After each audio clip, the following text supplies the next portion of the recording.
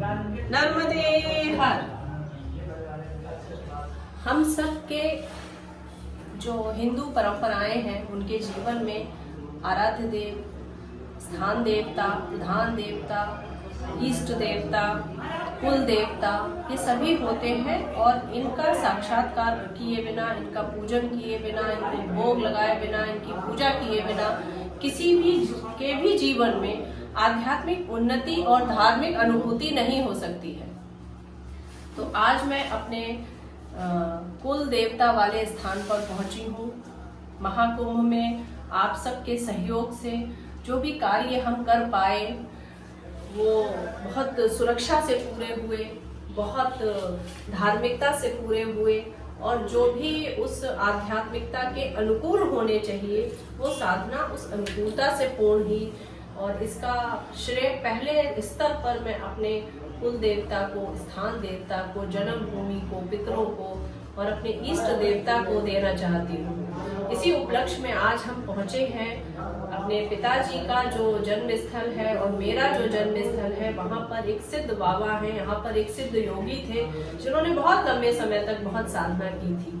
और आप देखेंगे कि जो शिलाएं रखी हुई हैं वो महाभारत कालीन युग की शिलाएं हैं। अभी भी यहाँ पर ये पता नहीं लग पाया है कि इनका जो प्राचीन काल में इनकी जो वर्ष है वो कितने पुराने हैं, पर आपको देखकर ही ये समझ में आएगा कि अत्यंत प्राचीन शिलाएं हैं जो यहाँ पर रखी हुई हैं। और यहाँ आकर मैंने माथा टेका है, हवन किया है, पूजन किया है और इनको धन्यवाद देकर ये प्रार्थना की है और ये आशीर्वाद मांगा है कि सदैव अपने नाम पर, अपने काम पर, अपने मार्ग पर ही मुझे रखना। और स्थान देवता को प्रणाम करने के बाद, कुल देवता को प्रणाम करने के बाद यहाँ इष्ट देवता बैठे हैं, मेरे आराध्य हनुमान जी महाराज जी हैं और उनको प्रणाम किया। और एक बहुत अकल्पनीय, अविस्मरणीय और चमत्कारिक घटना हुई। मैं बचपन में यहाँ आती थी और 4 वर्ष की थोड़ी धुंधली यादें हैं मेरे मानस पटल में। जब मैं अपनी दादी के साथ आती थी, अम्मा के साथ आती थी, परिवार के साथ आती थी, तब पारंपरिक रूप से यहाँ होली, दिवाली और कुछ भी ऐसा बच्चा होता था तो उसके होने का धन्यवाद देने के लिए यहाँ पूजन होता था, तब आते थे। फिर एक बीच का भाग ऐसा आया जो पूरा युग बदला, पूरा भारत बदला, उसमें मेरा जीवन शैली भी बदली और ऐसे बदली कि पढ़ाई लिखाई नौकरी की वजह से यहाँ आना छूट गया। और आज कई वर्षों बाद मैं यहाँ आई। आने के बाद हमेशा की तरह प्रवेश किया और जो आपको भी दर्शन कराए थे सिद्ध बाबा के, जो शिलाएं रखी हुई थी महाभारत कालीन युग की, वो देखी। और जब मैंने प्रवेश के बाद पहली प्रतिमा देखी तो मैं चौंक गई, क्योंकि यहाँ पर नर्मदा जी का उत्तर प्रदेश में मुझे लगता है कि ना के बराबर ही है जो लोग उनका महत्व समझते हैं। सोशल मीडिया युग के बाद फिर भी बढ़ गया है, लेकिन उस समय जब मैं आती थी तब यहाँ पर प्रचलन उतना नहीं था नदी के नाम पर। लेकिन मैंने आकर देखा कि यहाँ जैसे ही आए तो जो प्रतिमा आई है वो नर्मदा जी की यहाँ पर है और ये बहुत प्राचीन प्रतिमा है जिसमें वो मगरमच्छ पर बैठी हैं। इसका मतलब है सृष्टि में सब कुछ बहुत पहले से समन्वय के साथ हो रहा है। ये एक ऐसी घटना नहीं थी कि मेरे मन में आया कि नर्मदा परिक्रमा की है और मैं चल दी। अगर ये प्रतिमा हजारों वर्षों से यहाँ पर है और ऐसे विद्वान है तो शायद पहले भी मेरे दर्शन जरूर मैंने इनके किए होंगे, इनकी दृष्टि मुझ पर अवश्य पड़ी होगी। लेकिन आज आकर देखा तो बड़ा रोमांच से और चमत्कार से मैं विस्मित हो गई कि माँ तो पहले ही यहाँ विराजी हुई थी। मुझे ही समझने में थोड़ी देर हुई। तो आप सब लोग माँ नर्मदा के दर्शन कीजिएगा। और कोई भी पूजन जो देवता का होता है वो बिना भोग लगाए पूर्ण नहीं होता है, ये हम सभी जानते हैं। तो पारंपरिक भोजन भी बना है और जब भी मुझे लगता है हिंदू धर्म में कोई कथा होती है, कोई भंडारा होता है या ऐसा कोई भी भोज होता है तो कुछ सब्जियां एकदम निर्धारित होती हैं, कद्दू, खीर, पूरी। तो आज यहाँ पर बना हुआ है कद्दू बना हुआ है, छोले बने हुए हैं, खीर है,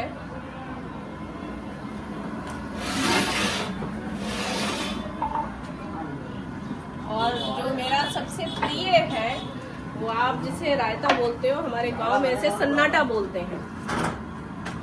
ये बूंदी का रायता है और इसको जब तक 2-4 दोने पी नहीं दिया जाएगा तो मुझे लगता है तब तक पेट नहीं भरेगा। और इसका बड़ा वैज्ञानिक कारण भी है, क्योंकि रायते में ऐसे मसाले डाले जाते हैं और ऐसी इतना ये लाइट होता है पीने में कि इतना गरिष्ठ भोजन करने के बाद कि जब आप पूड़ी खा रहे हैं, सब्जी खा रहे हैं, पुलाव खा रहे हैं, छोले खा रहे हैं, तो इस गरिष्ठ भोजन के बाद जब आप 2-3 गिलास पतला पतला मट्ठा पीते हैं रायते के रूप में, आजकल जिसे बटर मिल्क आप बोलते हैं शहरों में, तो अपने आप वो भोजन जो आप कर रहे हैं वो बहुत आसानी से पच जाता है। तो इस तरीके से यहाँ पर भोज की भी तैयारी हो रही है।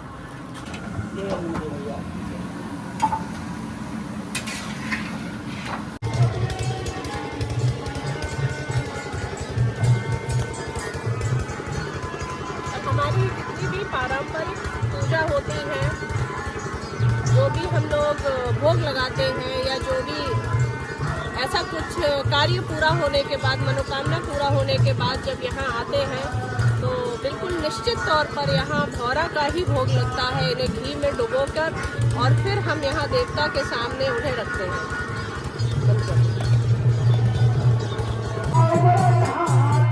संगीत के गांव का कोई भी आयोजन पूर्ण नहीं होता है और उस गांव में कुछ पारंपरिक प्राचीन संगीत होता है। जैसे यहाँ पर हो रहा है झोला, होली के अवसर पर होता है चौपाई।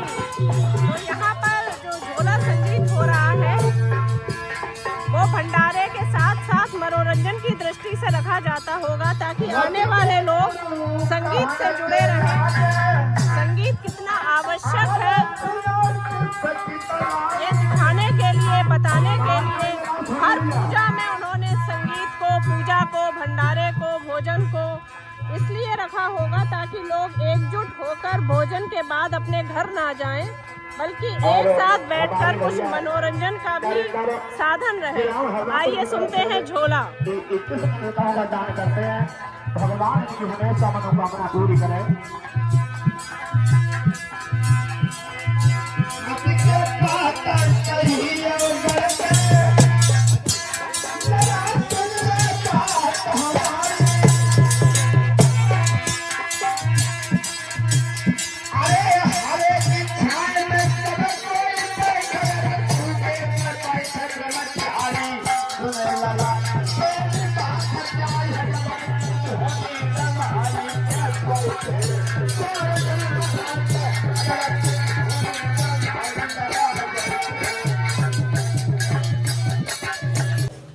राधा कृष्ण। अच्छा, ये राधा कृष्ण की ही मूर्ति है। मूर्ति, हाँ। ये कितनी पुरानी प्राचीन होगी? प्राचीन है ये। भौगोलिक आपने हाई स्कूल इंटरव्यू किया होगा जी। जो पाषाण काल की सभ्यता में जो मूर्तियां निकली थी, उसी की सभ्यता से हम तुम शब्द हो गए। और ये भी मूर्ति एक खुदाई में निकली है। यहाँ एक कुआं खुदा गया था, उस कुएं में से निकली थी, और जो पत्थर लग गए फिर टूट गए। तो बाबा जी, ये जो है यहाँ कोई सिद्ध बाबा रहते थे जो तपस्या करते थे? हाँ, सुनो पूरा नाम दृष्टांत बताएंगे। तो एक कृष्ण भगवान जो है यहाँ अभी विराजमान है। दूसरी बात, सिद्ध बाबा जो थे शंकर भगवान मानो। अच्छा, उनका स्वरूप हाँ, शंकर स्वरूप मानो जी। हाँ, जैसे उनको काम, क्रोध, मोह, लोभ, मद, मच्छर 6 चीजों का त्याग था सिद्ध बाबा को, जिससे जो सिद्ध हुए। और महाराज जी, कितने वर्ष पुरानी लगभग बात होगी है? जब बात तो बहुत पुरानी है, लेकिन इसको जागृत हुई है कम से कम 60-65 साल 70 साल हो गए। बाबा जी जब यहाँ थे वो उससे भी पहले? हाँ, उससे पहले। उनके शरीर छोड़ने के बाद इस जगह का जागरण जागृत हुई। हाँ, तभी भाई भूमि तब जागृत हुई। उनके शरीर छोड़ने के बाद लोगों को जगह को एहसास इसलिए हुआ क्योंकि समय समय पर लोगों को उन्होंने बताओ वो ना कुछ नहीं बताया। जैसे नीम का पेड़ था, इसमें एक ने डंडा काट लिया इतना बड़ा बैल के लिए, उसका बैल चला ही नहीं, बस वही से इनकी शुरुआत हो गई। जावारी बात घटना से हाँ। जब पता चली कि जो नीमों का पेड़ अद्भुत है, हाँ। नहीं, उसने कहा ये सिद्ध बाबा है, तूने इसके लकड़ी कर तोड़ी, इसकी दूनी लकड़ी करके दो, इनसे क्षमा इतना मांगो, तभी तुमको बख्शे गए। तभी से सिद्ध बाबा का ये एक तरीका से कह सकते हैं जो नीम को पेड़ बाहर लगो है वो सिद्ध बाबा को ही रूप है। हाँ। बाबा जो है वो नीम के पेड़ में ही विराजमान है। देखिए एक बार फिर प्रकृति से मैं आपका साक्षात्कार करा रही हूँ कि जो 65-70 वर्ष पुराने यहाँ पर बाबा जी थे और यहाँ पर रहकर साधना करते थे, वो यहाँ नीम के पेड़ में आज भी विराजमान है। वो भी जाते जाते ये संदेश देके गए हैं कि प्रकृति है तो हम हैं, तो रहस्य है, तो धर्म है, तो आध्यात्म है।